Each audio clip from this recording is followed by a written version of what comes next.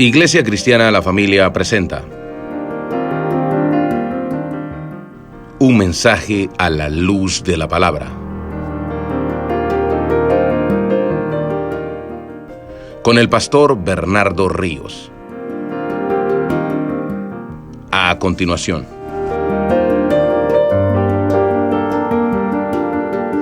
16 y 17, por favor. Romanos, capítulo 1, verso 16 y 17.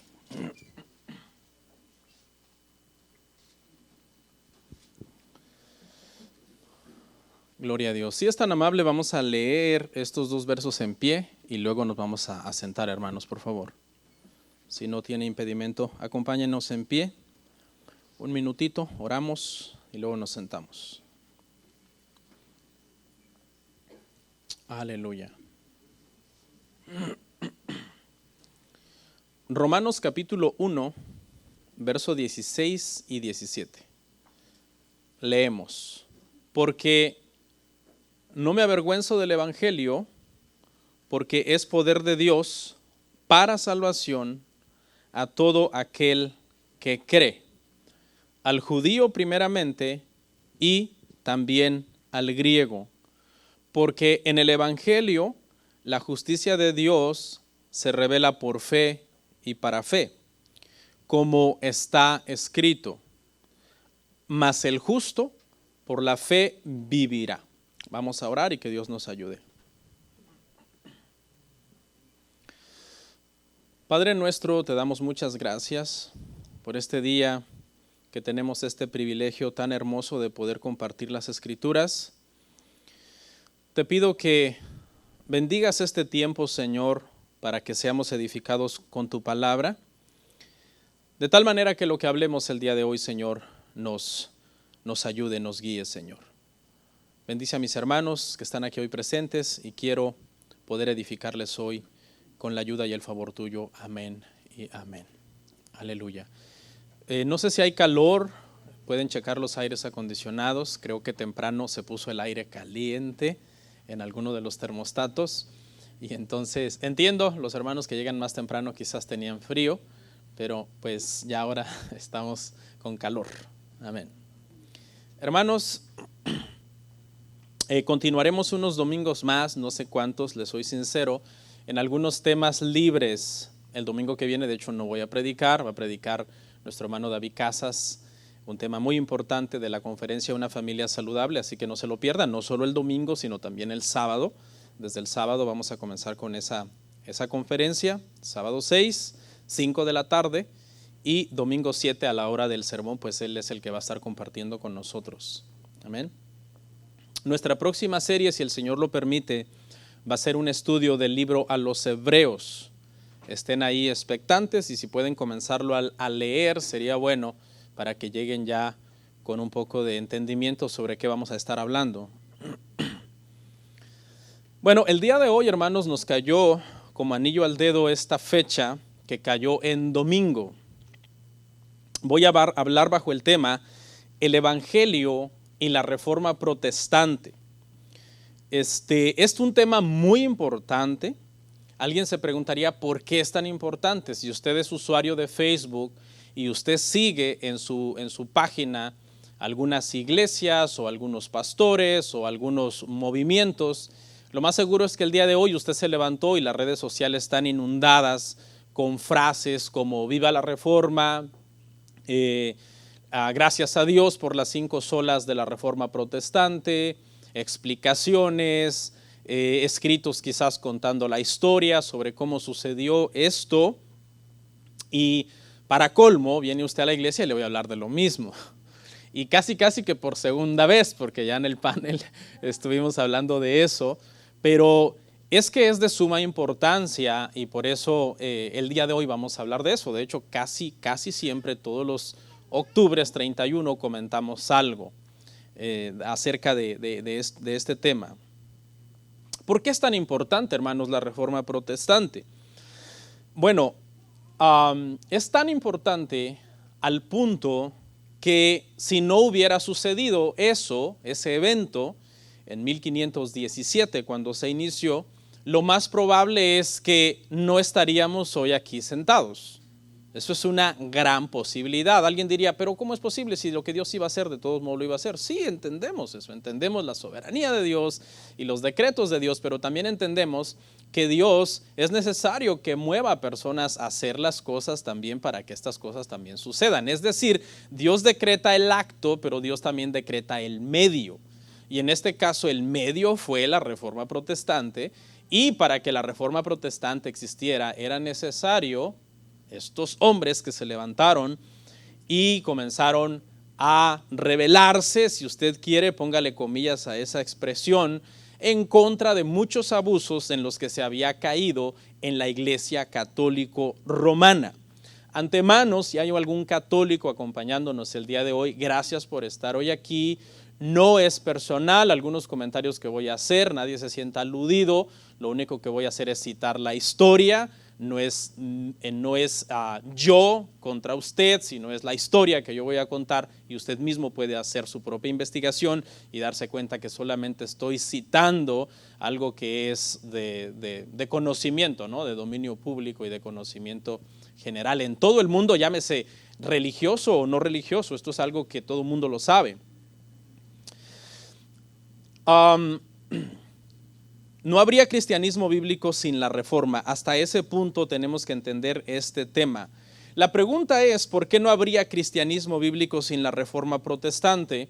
Y esto se debió a que en la Edad Media o en la Edad del Oscurantismo, como usted le quiera llamar, aunque son dos cosas diferentes, pero a veces estas etapas de la historia se traslapan un poco una con otra, la Iglesia Católico Romana no permitía que una persona común tuviera una Biblia o la leyera o la interpretara. La razón por la que ellos prohibían la interpretación de la Biblia a un católico común era porque tenían miedo que un católico común que no tenía la preparación teológica interpretara mal un pasaje y entonces comenzaran a nacer movimientos sectarios que comenzaban a enseñar cosas que contradecían a la Iglesia Católico Romana. Entonces, de hecho, en el Catecismo Católico dice claramente que la interpretación bíblica está reservada para el clero, para el magisterio de la Iglesia. Todo eso generó, hermanos, pues una ignorancia bíblica en el resto de la gente.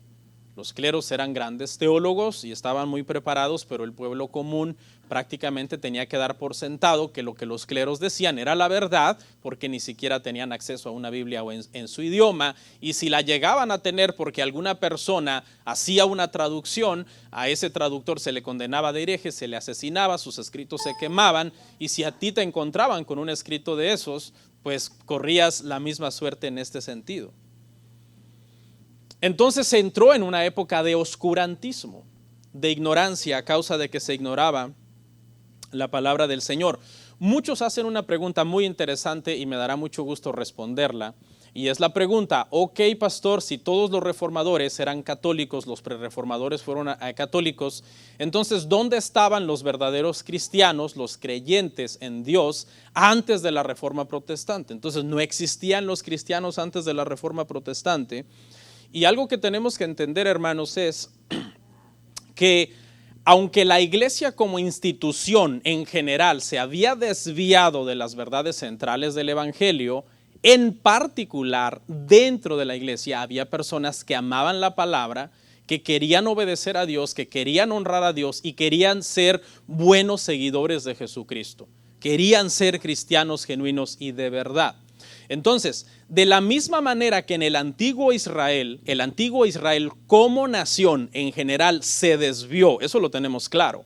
El antiguo Israel como nación se desvió de guardar el pacto con Dios. ¿Qué fue lo que hizo Dios con ellos? Bueno, los entregó a que fueran llevados cautivos por su desobediencia. ¿Okay? Pero hay un dato interesante. Dentro de ese Israel étnico que en forma general se había desviado, había verdaderos creyentes. Eso lo tenemos claro, porque Romanos nos aclara esa situación. Cuando dice que Elías clama y le dice al Señor, Señor, han dado muerte a todos tus profetas y ya solamente yo quedo con vida. Y dice, ¿y qué le dijo la divina respuesta? No, sino que hay 7,000 en el pueblo que no han doblado sus rodillas ante Baal. Eso quiere decir que aunque había un culto pagano e idolátrico a Baal, un dios, una deidad, entre comillas, cananea, había personas que eran, ¿qué? Verdaderos israelitas. En Gálatas se nos aclara esto, porque Gálatas hace una diferencia entre el Israel étnico, que todos eran israelitas por ser descendientes, en este caso, de Jacob, pero que ¿quiénes eran los verdaderos israelitas? Los que verdaderamente creían y tenían la fe de Abraham. Entonces aquí es donde venimos y hacemos la aplicación.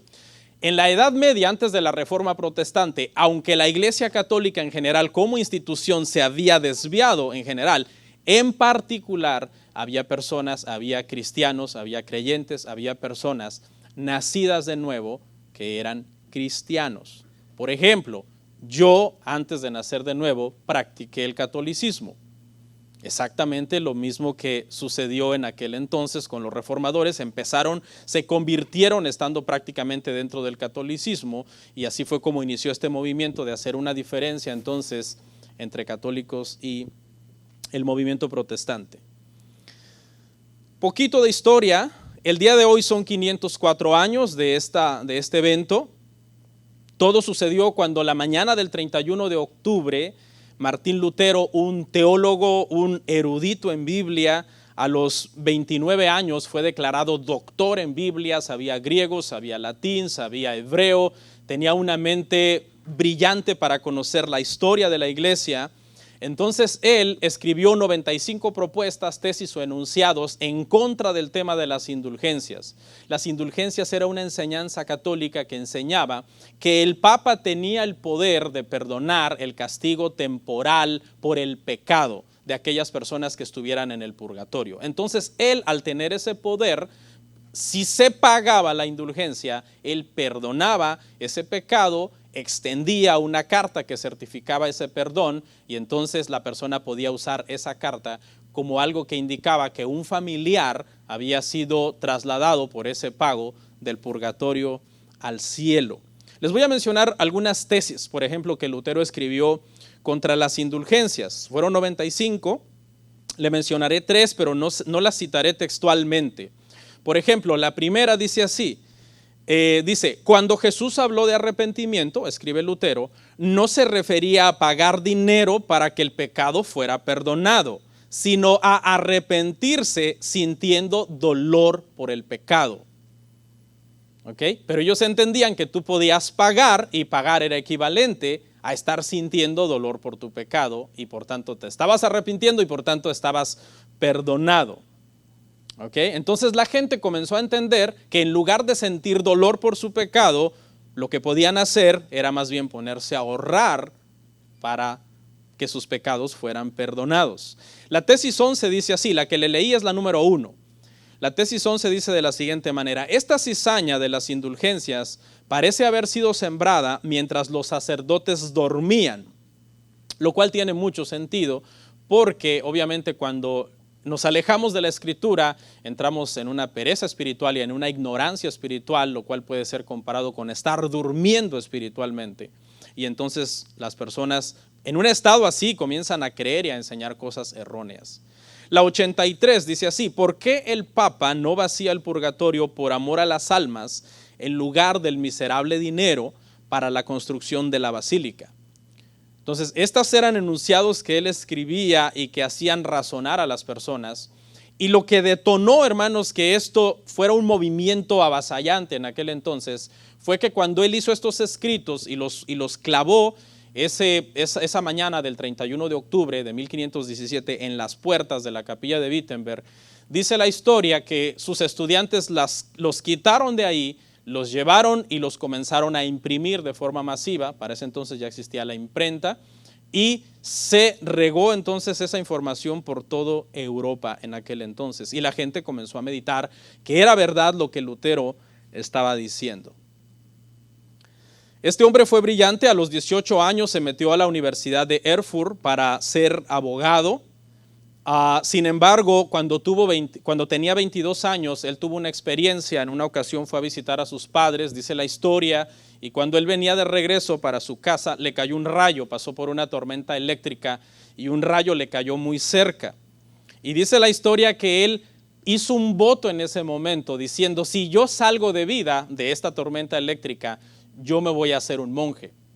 Eso sucedió, él salió con vida, se dedicó a meterse de lleno en esto del monasterio, de ser monje, de ser una persona muy devota.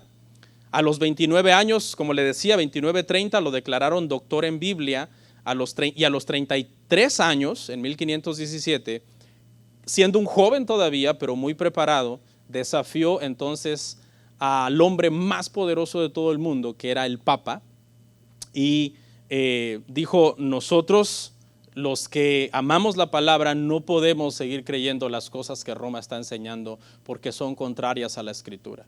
Y en mi caso, dijo él particularmente en 1521, cuando le dijeron, retráctate de lo que has escrito, que en cierto modo ofende a la Iglesia Católica o ataca a la Iglesia Católica, él dijo, no puedo hacer eso porque mi conciencia está cautiva a la Escritura y no es bueno ir contra la Escritura. Y prácticamente en ese momento se entregó a Roma y dijo, si me van a matar, pues que Dios me ayude, aquí estoy delante de ustedes.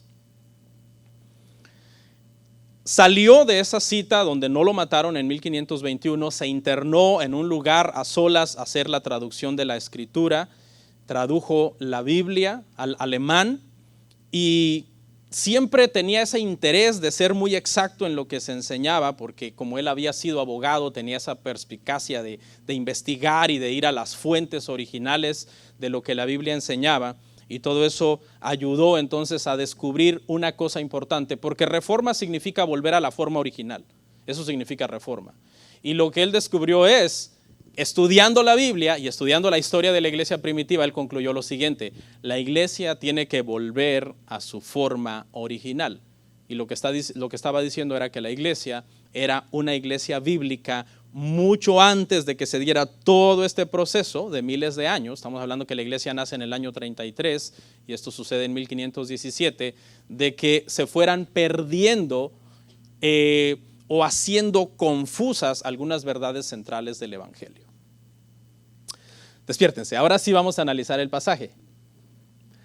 Vamos a leer una vez más Romanos 1, 16, 17 y solamente hay 4 palabras o 4 frases que vamos a analizar porque ya estudiamos este pasaje a lujo de detalle en la serie de Romanos.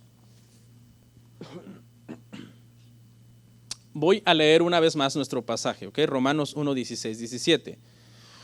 Porque no me avergüenzo del evangelio, porque es poder de Dios para salvación a todo aquel que cree, al judío primeramente y también al griego. Porque en el evangelio la justicia de Dios se revela por fe y para fe, como está escrito, mas el justo por la fe vivirá. Elegí explicar Romanos a pesar de que es un libro que acabamos de estudiar, porque fue estudiando Romanos precisamente que se cree que Martín Lutero sintió este deseo por entender una frase de este pasaje. La frase que lo atormentaba era la frase que dice que la justicia de Dios se revela desde el cielo. Esa es la frase que a él lo atormentaba, porque un juez justo es un juez que no perdona al malvado.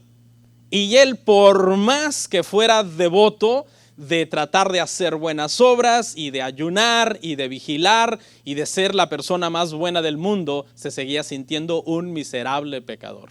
Y entonces él decía, si el evangelio enseña que la justicia de Dios se revela desde el cielo, lo que yo voy a recibir es castigo.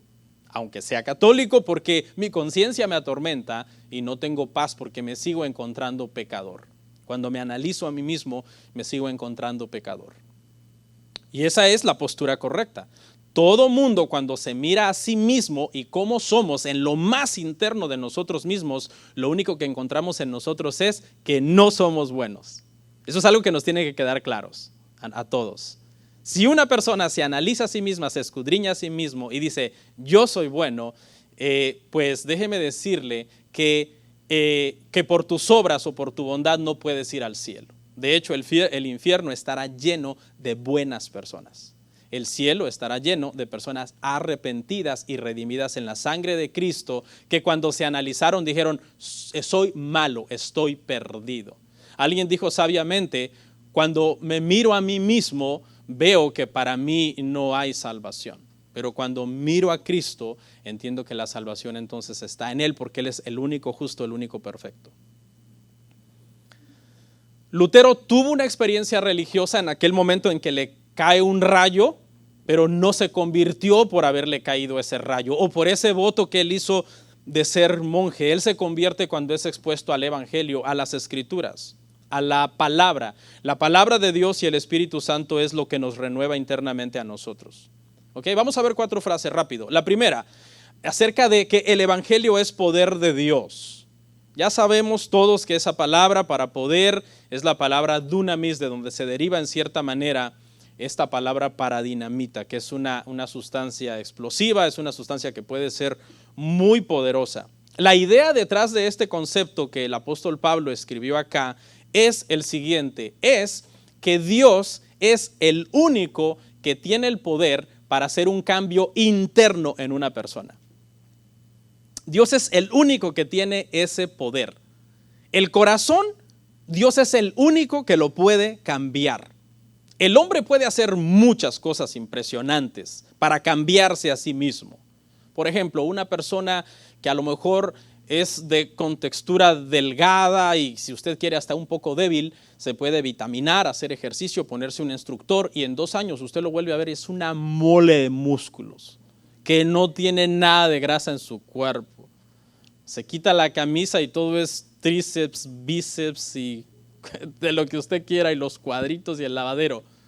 ¿Ok? Y alguien dice, pues a lavar la ropa.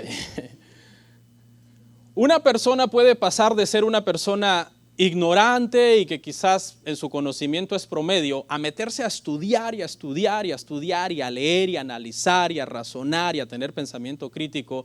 Y en 5 años usted lo vuelve a ver o a hablar con él y es una biblioteca. Es una persona que sabe de todo. ¿Ok? Una persona puede estar quizás deprimida por ahí, triste, y puede ir con un terapista y el terapista lo ayuda, le da buenos consejos y pasa de que era una persona gris, oscura, deprimida, a que después es una persona contento, feliz, alegre, emocionalmente sano, etc. Pero ¿sabe dónde el hombre no puede hacer nada? En su corazón, ahí está el detalle. En el corazón, el hombre no puede hacer nada para ayudarse a sí mismo. El único que tiene el poder, ese poder que es como dinamita para hacer un cambio interno, es Dios. El hombre ha logrado grandes cosas, hermanos, a lo largo de la historia. Sí, el hombre ha logrado cosas impresionantes, como por ejemplo la invención de la escritura, la invención de la imprenta, las 7 maravillas del mundo, por ejemplo, que son construcciones impresionantes como el Chichén Itzá en México, Machu Picchu en Perú, el Taj Mahal en la India, el Coliseo Romano en Roma, construcciones impresionantes que el hombre ha hecho a lo largo de la historia. Cosas como, por ejemplo, ir a la luna, instalar satélites en el espacio, los medios de transporte, como el tren, el carro, el avión. Hay aviones supersónicos el día de hoy que viajan a la velocidad del sonido. Y muchos otros avances tecnológicos, hermano. Mire lo que pasó esta semana con la nueva introducción de Meta, que Facebook ahora va a ser Meta y están proponiendo toda una vida virtual en donde prácticamente ahora ya nosotros no va a ser necesario ir a un lugar físico para estar con un grupo de personas porque es peligroso. Eso es lo que implica hasta cierto punto esta situación, y tú vas a poder desde tu casa estar en un ambiente en donde te vas a sentir rodeado de personas porque todos van a estar conectados virtualmente a ese mismo espacio donde tú estás. Y entonces tú te vas a sentir en ese ambiente que estás con ellos. No sé hasta dónde va a llegar todo esto. La tecnología es buena, pero puede resultar peligrosa cuando se usa mal. Ya ve que cuando Facebook comenzó a tener esta capacidad de transmitir en vivo, muchas personas lo usaron para suicidarse en vivo. Y cosas terribles se comenzaron a ver en el internet porque no había mucho control sobre controlar lo que estaba siendo, lo que estaba saliendo en vivo en ese momento. El punto aquí es, hermanos, que el hombre puede lograr muchas cosas, ¿verdad que sí? Sí, pero el hombre no puede cambiar su corazón. El hombre está perdido sin Dios. De hecho, déjeme decirle, esto le va a resultar shocking a algunos, pero usted y yo somos más malos de lo que la gente cree. ¿Se ha puesto a pensar en eso? La gente cree, quizás tú eres una persona que le caes mal a alguien, ¿no? Alguien no te quiere, lo que sea, por algún problema que haya habido en el pasado o lo que sea. Y esa persona cree que tú eres malo, pero a esa persona le falta todavía. Tú eres más malo de lo que esa persona cree. Y eso tú lo sabes dentro de ti mismo. Cuando te descubres pensando cosas horribles, inclusive a veces hasta antes de orar, y dices, ¿qué estoy pensando? Eso es una realidad, hermanos. No podemos cambiar nuestro corazón. Eso solamente Dios lo puede cambiar. Por eso cuando alguien hable mal de usted o le tire indirectas en Facebook, no se preocupe. Más bien diga, qué bueno que no sabe cómo soy por dentro, porque si lo publica, me destruye. Ok, el evangelio es poder de Dios. Dios es el único que puede cambiar el corazón. ¿Para qué? Para salvación. Él puede cambiar nuestro corazón para salvación, porque no se trata solamente de que nos cambie para ser moralistas. El moralismo no es el evangelio. Mucha gente moralista también va a pasar su eternidad en el infierno. ¿Ok, hermanos?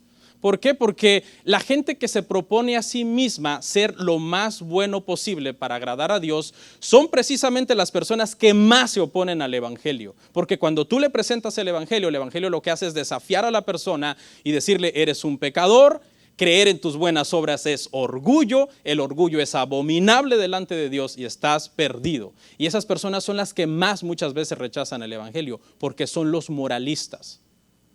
No hay forma de caer postrado de rodillas ante la predicación del evangelio, a menos que tú digas, estoy perdido sin Dios y necesito un salvador.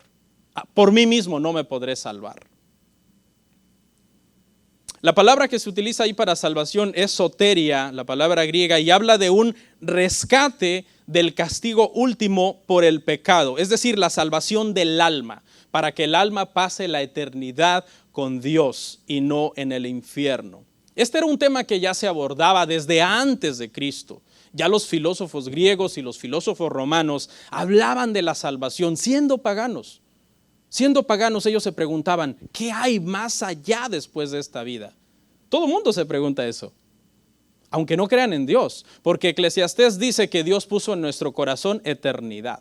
Nos cuesta entender el tema de la muerte, nos cuesta aceptarlo. De hecho, el luto tiene 5 etapas. Cuando una persona muere o cuando una persona es diagnosticada con una enfermedad que lo más seguro es que lo va a llevar a la muerte. Y la primera etapa se llama negación. Es decir, no lo acepto, no lo creo, esto no sucedió. Alguien pellizqueme, ¿estamos en la realidad o estoy dormido? ¿Por qué? Porque en nuestro corazón Dios puso eternidad y nos cuesta entender que la muerte y la tumba es todo. Y se terminó. Había un filósofo que era contemporáneo de Pablo, se llamaba Séneca, era un filósofo romano, y él hablaba de la salvación. Él daba en su sala de disertaciones enseñanzas y él hablaba de la salvación. Hasta los paganos, hermanos, quieren ser salvos. Hasta los paganos quieren ser salvos. El detalle es que las personas quieren ser salvos sin Cristo. Y ahí está el problema. Dicen, no, si yo quiero ser salvo. Si hacemos una entrevista allá afuera y le decimos, ¿quieres ir al cielo o al infierno? Para empezar le preguntamos, ¿crees en el cielo o infierno? Sí. ¿A dónde quieres ir? Al cielo o al infierno. Solo un loco diría al infierno, ¿no? Quiero ir al cielo. Todo el mundo quiere ir al cielo. Pero casi nadie quiere ir a Cristo. Porque si tú después que le digas, ok, ¿quieres ir al cielo? Sí. Solo hay un camino al cielo. Se llama Cristo. Y no hay forma que vayas al cielo sin Cristo. ¿Qué te va a decir la persona? No, ya no me interesa. ¿Sí? Quieren el bien, pero prácticamente sin el precio que pagamos, no por nuestra salvación, porque nuestra salvación es gratis, pero sí renunciar al mundo, ¿no? Alguien dijo que la salvación es gratis, pero que el discipulado nos costará, ¿qué? Nuestra vida, porque Cristo dijo, tomen su cruz y síganme, y eso habla de muerte. Así que, hermanos, no deje que ninguna secta lo engañe, ¿ok? Ninguna secta moralista, ningún movimiento que le diga que usted puede llegar al cielo por ser bueno, tienen la verdad, porque solamente, hermanos, hay 2 opciones para la cuestión de una decisión en cuanto a dónde vas a pasar la eternidad. Solamente hay 2 opciones, o Cristo o el infierno. That's it. No hay más, de acuerdo a las Escrituras. Tercero, la tercera frase que vamos a analizar es, a todo aquel que cree, el evangelio es poder de Dios Es decir, Dios puede cambiar el corazón, regenerar el corazón, quitar el corazón de piedra, poner uno de carne para salvación, es decir, para que la persona no pase la eternidad en el infierno, porque estamos hablando de esa salvación, del castigo final, ¿ok? ¿Para quién? Para todo aquel que cree. La palabra griega aquí para creer es pisteu y tiene en mente un creer sobrenatural, un creer no ordinario. Y la forma más correcta de entenderlo sería no solamente que cree como un evento único, sino aquel que vive creyendo. Ese es, hermano, la fe verdadera. Cuando nosotros conocemos personas que te dicen, por ejemplo, los ves perdidos en el mundo, todos sus frutos indican que su padre es Satanás. Ay, perdón por ser tan específico, pero es que solamente aquí hay dos cosas, hermano, ¿ok? Y son unos mentirosos, son unos blasfemos, son unos inmorales, y te dicen, yo un tiempo también creí. Falso. El verdadero creer pisteo es un creer que permanece. Por eso los que permanecen hasta el fin, los que perseveran hasta el fin, serán ¿qué? Salvos. Amén. Ay, perdón por ser tan celoso, hermano, pero a mí los cristianos que no toman en serio el evangelio me dan pereza. Me dan pereza. ¿Sí? Esas personas que aparecen de cuando en cuando en la iglesia y nunca, hermano, dan frutos dignos de arrepentimiento.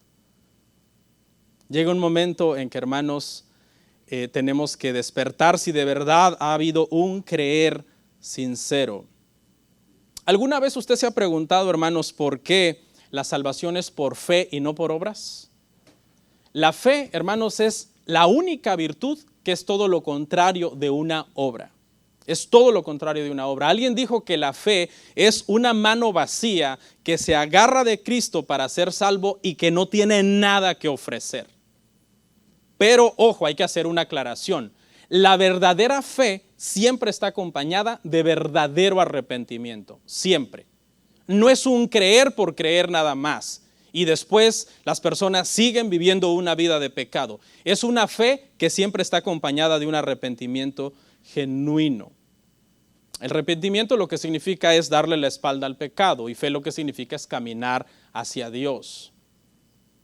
Entonces cuando nos toca analizar, hermanos, pues así somos los seres humanos por naturaleza, analizamos, es una naturaleza ya en nosotros y nos toca analizar la vida de alguien y resulta que su fe no está acompañada de arrepentimiento porque lo que vive es en el pecado, vive en una vida, hermanos, completamente en contra de lo que la Biblia dice.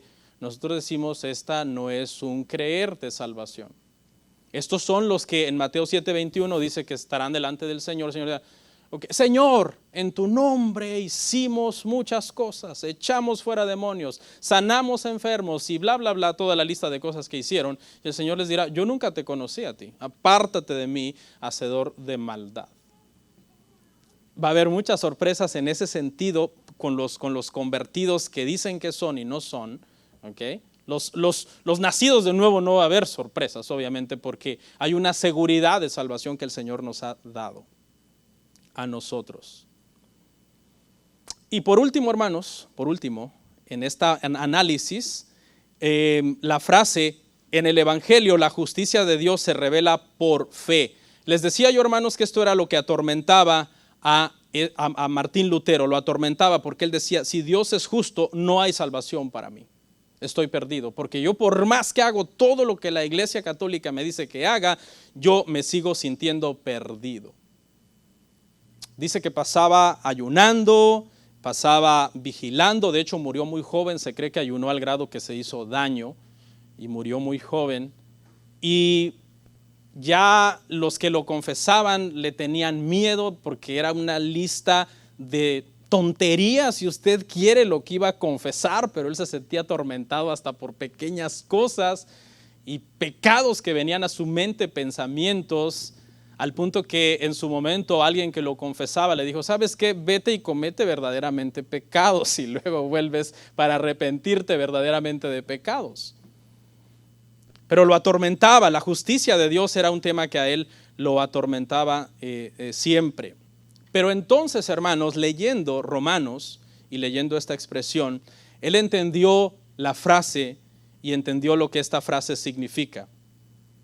Y esta frase él entendió que la justicia de Dios se revela desde el cielo para todo aquel que cree, es decir, las personas que son creyentes de Cristo, y que en ese sentido la justicia está siendo acreditada al que cree. ¿Sí? No es que el Señor vendrá con toda su ira y con toda su justicia sobre la persona que ha creído, sino que al creer esa persona, la justicia de Dios le será puesta a la cuenta de esa persona. Y ahí es donde está verdaderamente el perdón de nuestros pecados. Dios castigó el pecado, hermanos, en Cristo Jesús, en la cruz del Calvario. ¿Ok? ¿Estamos claros en eso? ¿Cuál pecado? ¿El de Cristo? No, castigó el nuestro, por nuestra fe. Y por eso es que la justicia de Dios nos es impartida a nosotros, nos es acreditada en nuestra cuenta por nuestra fe en aquel que pagó en la cruz del Calvario. Quiero hacer aquí una aclaración, hermanos, que Cristo pagó completa y totalmente nuestro pecado en la cruz. Hay un movimiento que enseña que Cristo fue al infierno y se quemó en el infierno para pagar por nuestro pecado. Eso es una herejía condenada desde los primeros siglos. Y muchos pastores lo enseñan. Pero la expiación, es decir, el aplacamiento, porque eso significa expiación, el aplacamiento de la ira de Dios, esa ira de Dios había crecido en nuestra contra a causa de nuestros pecados. Esa ira fue aplacada en la cruz del Calvario. Ahí fue suficiente. La objeción es la siguiente. La objeción es que ¿cómo es posible que si Cristo estuvo solamente 5, 6, 7 horas en la cruz, haya aplacado la ira que había sido producida por millones de pecadores a lo largo de miles de años, desde los tiempos en que Dios creó a Adán y a Eva? Entonces esa es la objeción. Dicen, no tiene sentido que solamente 3, 4, 5, 6 horas de la cruz hayan aplacado toda la ira de Dios. Si el pecado era mucho, Cristo tuvo que haber ido al infierno y ser quemado en el infierno para al finalmente aplacar la ira de Dios.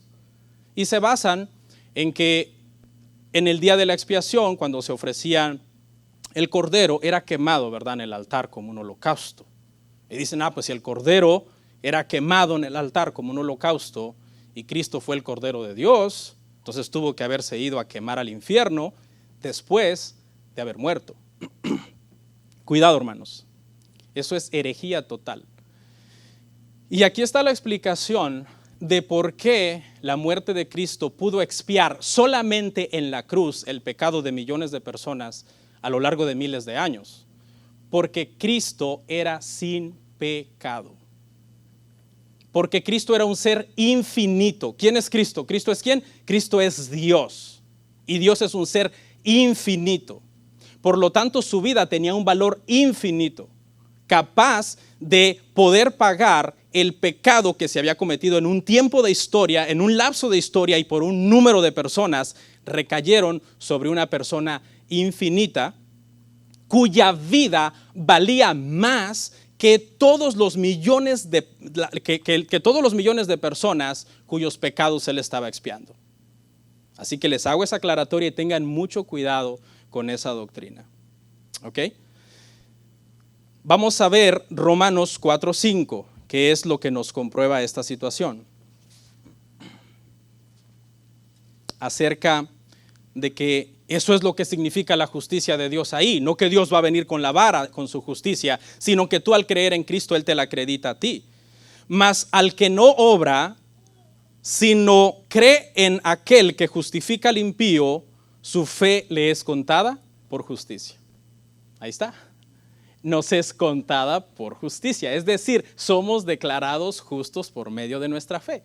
Esta es la doctrina, hermano, que se rescató en la Reforma Protestante. Sin esta Reforma Protestante, hermano, lo más probable es que no estuviéramos aquí, como mencionaba yo hace un momento. O tal vez no estaríamos específicamente aquí en el 100 Pinnacle Way, pero estaría usted un poquito más para allá, como a media milla, en la St. Patrick, ¿no? Que está aquí derecho para allá. Porque no habría protestantismo, no habría evangelicalismo como lo entendemos, ¿no? Ok, ahora sí, hermanos, en esta parte final del sermón, quiero hablarles de 3 cosas en las que usted es reformado y quizás usted no lo sabía. Quiero hacer esta aclaración porque a veces en los cristianos que ignoran la historia del cristianismo hay como una oposición en contra del movimiento reformado. ¿Okay? Porque los reformados a veces hacemos énfasis en ciertas cosas. Por ejemplo, los reformados hacemos mucho énfasis en estudiar la escritura, estudiar la escritura, estudiar la escritura. Y entonces nuestros servicios son así como este, ¿verdad? Donde yo les estoy enseñando. Y entonces otros movimientos que creen diferente, que creen mucho en manifestaciones de dones y todo eso, nos ven y dicen, no, esa iglesia no es de Dios, porque yo no los veo danzando, corriendo, liberando, dando profecía, hablando lenguas, etcétera, etcétera. Y entonces por eso es que hay una especie de rechazo contra los que somos reformados en ese sentido. Y a lo mejor aquí dentro de nosotros hay personas que han estado aquí años y dicen, sí, yo aquí estoy porque pues, es lo mejorcito que hay en la ciudad, por decir algo, ¿okay? Por decir algo. No me estoy jactando ni nada, pero realmente yo reformado, yo no soy. Entonces, quiero enseñarle el día de hoy 3 cosas en las que usted sí es reformado. Sí es reformado. La primera, va a ser una especie de experimento. Uno es un experimento, el primero. Las segundas 2 son 2 preguntas y el último como bonus es ya un bonus, ahí lo vamos a ver. Ok. Primero, agarre su Biblia. Busque su Biblia, si la trajo, que debió de. ¿La tiene? Ok. Con este experimento, hermano, le voy a enseñar que usted es reformado. Si es cristiano, pues a lo mejor hay un católico que trae otra Biblia y dice, acá está. Ahí está. Lo primero, abra su Biblia, hermanos, en Primera de Macabeos, capítulo 1. ¿Alguien trae Macabeos? A lo mejor hay un católico aquí que trae su Biblia y tiene Macabeos. Ok, si alguien la tiene, levántela. Se abrió su Biblia en primer libro de Macabeos. Nadie. Bueno, es de esperarse, somos protestantes, somos cristianos, protestantes, evangélicos. ¿Por qué nuestras Biblias no tienen Macabeos? Macabeos se le conoce como un libro apócrifo o deuterocanónico. Hay 7 libros apócrifos o deuterocanónicos en la Biblia católica. La Biblia católica tiene 73 libros y nuestra Biblia tiene 66 libros. ¿Por qué nuestra Biblia tiene 7 libros menos? Hay católicos que nos acusan de haber mutilado la Biblia porque le quitamos 7 libros a la Biblia. Bueno, les voy a contar rapidito.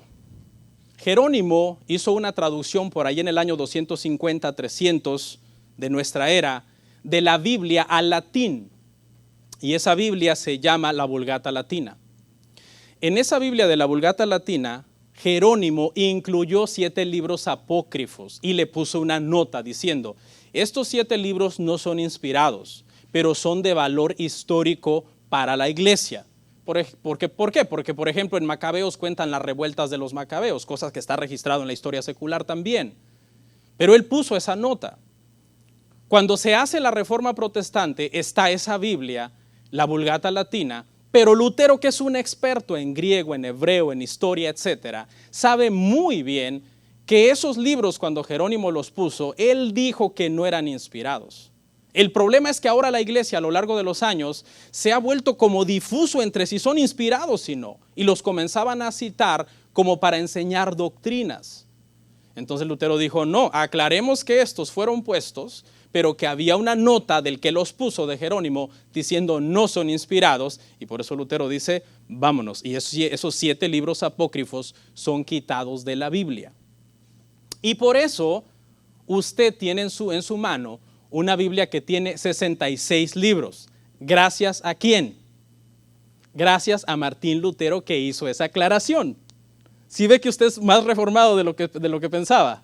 Usted anda en su mano una Biblia que es una Biblia que fue origen prácticamente de la Reforma, cuando Lutero quitó esos 7 libros y hizo esa aclaración.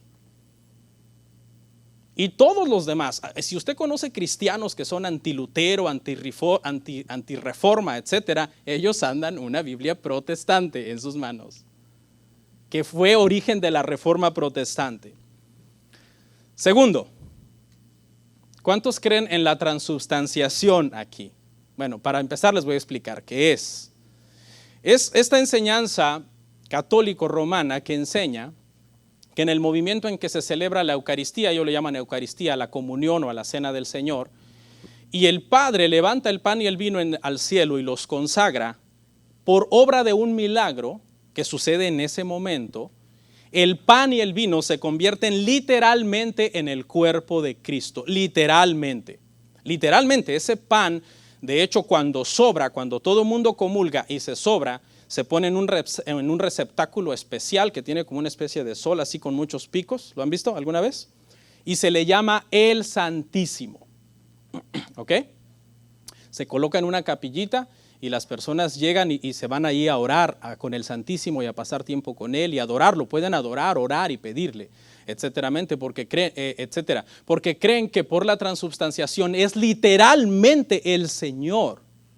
Al punto que ahora en la pandemia muchos curas lo sacaron a pasear por las calles, diciendo vamos a pasear el Santísimo en una procesión por las calles para que haga el milagro de desaparecer la pandemia. Pero bueno, se han puesto peores las cosas, parece que no dio resultado. ¿Qué es lo más seguro que usted cree acerca del pan y el vino? Usted lo más seguro es que cree que sí, la presencia de Cristo es real en el pan y el vino, pero espiritual, no literal. Porque yo le pregunto, ¿Cristo está aquí con nosotros hoy? Sí, porque Él es omnipresente. Entonces, ¿de dónde sacamos esa postura nosotros de que Cristo es real, pero espiritual, no literal? De Juan Calvino. Juan Calvino fue el que enseñó que la presencia de Cristo sí es real en el pan y el vino, pero no literal. Si usted cree en la transubstanciación y que literalmente es Cristo, el vino y el pan, cuando tomamos la cena del Señor el primer domingo de cada mes, usted no es cristiano. Pero si usted cree lo que yo le estoy enseñando, usted cree en lo que Calvino enseñó. Dos cosas en las que le he demostrado que usted es reformado. Primero, trae una Biblia a la cual Lutero hizo aclaraciones importantes. En ese sentido, usted cree igual que Lutero. Segunda cosa, usted cree igual que Calvino en cuanto a la posición de la cena del Señor porque usted no es católico y no cree en la transubstanciación. Dos cosas, por más mal que le caigan ellos, usted cree igual que ellos y ellos fueron los primeros que dijeron tiene que ser así de acuerdo a la Escritura. La tercera, hermanos, es muy importante porque de hecho este fue el meollo del asunto y es que ¿cuántos aquí creen acerca de que la salvación es solo por la fe sin las obras? ¿Okay? Solo por la fe sin las obras. Nosotros no entendemos que las obras son el pago para comprar la salvación, sino que las obras son de alguna forma el resultado de nuestra salvación. Esa es nuestra postura como protestantes. Yo no creo aquí que nadie diga sí es salvación. La salvación es fe más obras, a menos, bueno, si hay católicos entre nosotros dicen, pues sí, esa es mi postura. Pero los que somos protestantes aquí sabemos que la salvación es solo por fe. ¿De dónde salió esta enseñanza de que la salvación es solo por fe? De la reforma protestante. Usted es más reformado de lo que pensaba. Y por último, esto se lo voy a dar como un bonus y quizás algunos no lo van a entender, pero bueno, no importa. Este bonus es, ¿qué cree usted acerca de la Navidad? Porque hay muchos cuentos y leyendas negras sobre la Navidad, que de hecho yo las llegué a creer en mi ignorancia hace muchos años, de que era malo celebrar el nacimiento de Cristo. Y todos esos cuentos y leyendas negras, hermano, no tienen una base histórica. Cuando tú haces un estudio de la historia y de lo que los primeros cristianos enseñaban acerca del nacimiento de Cristo, nadie lo condenó como algo que la iglesia no podía hacer. Hasta donde yo entiendo por la Escritura, los cristianos no tenemos ningún problema con celebrar el nacimiento de Cristo en diciembre. Porque es más, hasta las Escrituras, mucha gente ha atacado las Escrituras, que las Escrituras hacía frío y que en Jerusalén no hacía frío para esos tiempos y que no sé qué. Historiadores y eruditos y expertos en historia han dicho que era común que hiciera frío en aquel entonces. Así que yo no encuentro ningún pasaje que nos prohíba celebrar la Navidad. ¿Y quién dijo eso, hermano, en la época de la Reforma? Martín Lutero dijo eso. Martín Lutero dijo, los cristianos no tenemos ningún problema con celebrar la Navidad. ¿Quién más? Calvino. Calvino dijo, Calvino dijo, eso es libertad cristiana, dejen a los demás en paz, el que la quiera celebrar, que la celebre. Necesariamente no la impulsó, Calvino no la impulsó, Lutero la impulsó un poco, pero Calvino dijo, eso es libertad cristiana, dejen en paz a los hermanos.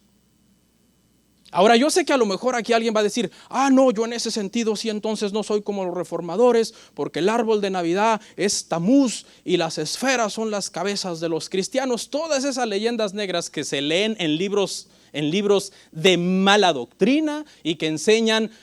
Yo le voy a dar un dato, mire, cuando usted escucha a un predicador atacar la Navidad, ese predicador no entiende la historia del cristianismo. Cuando usted oye a un predicador atacar Navidad, por muy erudito que se la dé de ser, no entiende la historia del cristianismo. Porque Lutero habló a favor de la Navidad, Calvino habló a favor de la Navidad, los padres de la iglesia hablaron a favor de la Navidad, de celebrar el nacimiento de Cristo, los padres de la iglesia. En mi experiencia, cada vez que oigo a un pastor hablar en contra de la Navidad, tiene mala doctrina. O se cree apóstol, o ordena mujeres en el pastorado, o hace decretos apostólicos cada año, y eso es señal de que si tiene mala doctrina en esas cosas, su postura es cerrada con respecto a la Navidad. 4 cosas, hermano, que hemos visto y que realmente somos reformados. La reforma es una herencia que nos quedó a nosotros como cristianos. Tú no puedes ser cristiano y ser anti-reforma o ser anti-solas. Yo estoy en contra de las 5 solas de la reforma protestante. Es algo que debemos nosotros de celebrar como cristianos, como creyentes. Entonces termino con este pensamiento, hermanos, y es que la reforma le vino a dar al evangelio la importancia que realmente debe tener. La reforma vino a hacer énfasis en la gloria de Dios, vino a hacer énfasis en la centralidad de las Escrituras. Hermanos, yo no sé si tú a lo mejor no te consideras reformado, tú dices yo no soy reformado, te he demostrado por lo menos 4 formas en que tú eres reformado.